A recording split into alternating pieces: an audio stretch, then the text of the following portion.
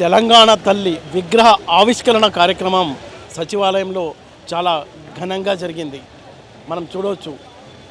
ఈ సందర్భంగా ముఖ్యమంత్రి రేవంత్ రెడ్డి మాట్లాడుతూ ఆయన ఏమంటారంటే, తెలంగాణ ఉద్యమం జరిగే సమయంలో చాలామంది చాలా రకాల తల్లుల్ని స్ఫూర్తిగా తెలంగాణ స్ఫూర్తి కోసం తెలంగాణలో ఉద్యమంలో భాగంగా చాలామంది చాలా రకాలుగా తెలంగాణ తల్లుల్ని పెట్టుకున్నారు.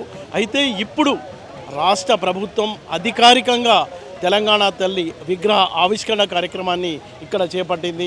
కొంతమంది రాజకీయంగా ఎన్ని ఆరోపణలు చేసుకున్నా అవి రాజకీయాలకే పరిమితం. ఇక్కడైతే ఈ విగ్రహ ఆవిష్కరణ అనేది అధికారికంగా చేపట్టాం కాబట్టి భవిష్యత్తులో కూడా దీనికి ఎలాంటి ఇబ్బందులు ఉండవు అని ఆయన ఈ సందర్భంగా చెప్పుకొచ్చారు. మనం కనుక చూసుకున్నట్లయితే గతంలో ఆంధ్రమాత ఉండేది. ఆంధ్రమాతను అప్పట్లో ఎన్టీ రామారావు తెలుగు తల్లిగా ఒక రూపాన్ని ఇచ్చారు. ఆ తర్వాత తెలంగాణ ఉద్యమం జరిగే సమయంలో తెలుగు తల్లి ఏంటి, తెలంగాణ దాశరథి అప్పుడు ఒక రచనలో తెలంగాణ తల్లి ప్రస్తావన తీసుకొచ్చిన నేపథ్యంలో ఈ ఉద్యమంలో తెలంగాణ తల్లిని ఒక స్ఫూర్తిగా తీసుకుని ఆమె బొమ్మతో ఆమె విగ్రహంతో ఉద్యమం ముందుకు సాగింది. అంటే ఆ విగ్రహాన్ని అప్పట్లో ఇప్పుడు ఈ విగ్రహాన్ని ఎవరైతే రూపొందించారో గంగాధర్ గారే ఆ విగ్రహాన్ని కూడా అప్పట్లో రూపొందించారు. అయితే ఆ విగ్రహంలో కిరీటం ఉంటుంది. ఆ కిరీటం అంటే దేవత, అంటే చాలా రిచ్గా అప్పట్లో తెలంగాణ ఉద్యమం జరిగేటప్పుడు కేసీఆర్ అనుకున్నారు, అంటే తెలంగాణ తల్లి అనేది భారతమాత బిడ్డలా ఉండాలి, చాలా రిచ్గా ఉండాలి, ఒక దేవతను తలపించేలా ఉండాలి అన్న ఆయన ఆశయాలకు అనుగుణంగా అప్పటి తెలంగాణ తల్లి రూపొందితే. అంటే ఇప్పుడు ఈ జరిగిన కార్యక్రమంలో కాంగ్రెస్ పార్టీకి సంబంధించిన ముఖ్యమంత్రి కానీ డిప్యూటీ సీఎం కానీ చెప్పేది ఏంటంటే, ఆ ఉద్యమం సమయంలో చాలామంది చాలా తెలంగాణ తల్లుల్ని పట్టుకున్నారు.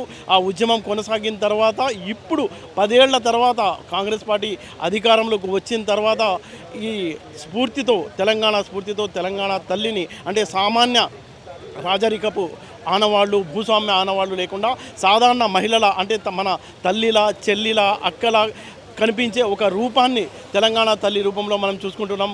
గ్రీన్ శారీ అనేది ఇక్కడ వ్యవసాయానికి సంబంధించిన ప్రతిరూపంగా, అలాగే రెడ్ కలర్ అనేది చాకలేలమ్మ ఇక్కడ ఉన్న ధీరత్వానికి, పోరాట పటిమకు సింబాలిక్గా, అలాగే తెలంగాణలో పంటలకు సింబాలిక్గా ఇప్పుడు వరి, అలాగే జొన్న, వీటికి సంబంధించిన కంకులతో చాలా అద్భుతంగా ఒక సామాన్య తెలంగాణ, అంటే మన ఇంట్లో ఉన్న మహిళను చూసినట్టు ఇక్కడ ఉన్న విగ్రహం కనిపిస్తుంది. అయితే ఈ విగ్రహాన్ని రూపొందించిన గంగాధర్ గారిని, అలాగే విగ్రహ శిల్పి రమణారెడ్డి గారిని కూడా స్టేజ్ పైన ఘనంగా సన్మానించారు. అంతేకాకుండా తెలంగాణ ఉద్యమ సమయంలో అందశ్రీ రాసిన జయహో జయహో తెలంగాణ అనే పాటను ఆ తర్వాత తెలంగాణ వచ్చిన తర్వాత తెలంగాణకు సంబంధించి అధికార పాటగా రూపొందిస్తారనుకున్నా అది ఆ పాట అధికారిక పాటగా తెలంగాణ రాష్ట్ర గేయంగా దాన్ని ప్రకటించలేదు. దానికి ఏ కారణం ఉన్నా సరే మేమైతే అప్పట్లో తెలంగాణ ప్రజల్ని కదిల్చిన అందశ్రీ రాసిన గీతాన్ని అధికారిక గీతంగా మనం ప్రకటిస్తున్నామని రాష్ట్ర ప్రభుత్వం వాళ్లకు సన్మానించడంతో పాటు ₹1 కోటి బహుమానం కూడా ఇస్తున్నట్టు ఈ సందర్భంగా ముఖ్యమంత్రి రేవంత్ రెడ్డి ప్రకటించారు. అలాగే తెలంగాణలో అప్పట్లో తెలంగాణ కోసం కృషి చేసిన కవులు, కళాకారులను కొంతమందిని గుర్తించి వాళ్ళకి ఆర్థిక సహాయంతో పాటు వాళ్ళ నివాసం ఉండడానికి కూడా గృహాలు కేటాయిస్తామని ఈ సందర్భంగా ఇక్కడి నుంచి ఆయన ప్రకటన చేశారు. మొత్తానికి అంటే ఫిబ్రవరి 4వ తేదీన ఈ ఏడాది క్యాబినెట్ సమావేశంలో ఈ విగ్రహాన్ని, తెలంగాణ తల్లి విగ్రహాన్ని రూపురేఖల్ని సామాన్య, అంటే తెలంగాణ మహిళగా మారుస్తామని అప్పుడు చెప్పిన రేవంత్ రెడ్డి ఆయన కలలు, అంటే తెలంగాణ ప్రజల కలల సాకారం ఈరోజు జరిగిందని, ఈరోజు జరిగిన అసెంబ్లీ సమావేశంలో కూడా ఆయన చెప్పారు.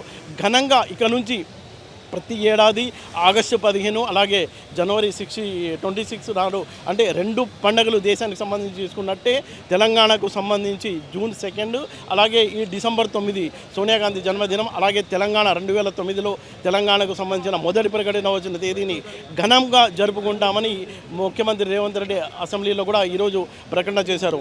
మొత్తానికి అంటే ఈ విగ్రహం చాలా వివాదాల్లో ఈ విగ్రహ రూపకల్పన అయినప్పటికీ ఈరోజు ప్రోగ్రాం అయితే చాలా ఘనంగా జరిగిందని మనం చెప్పుకోవచ్చు.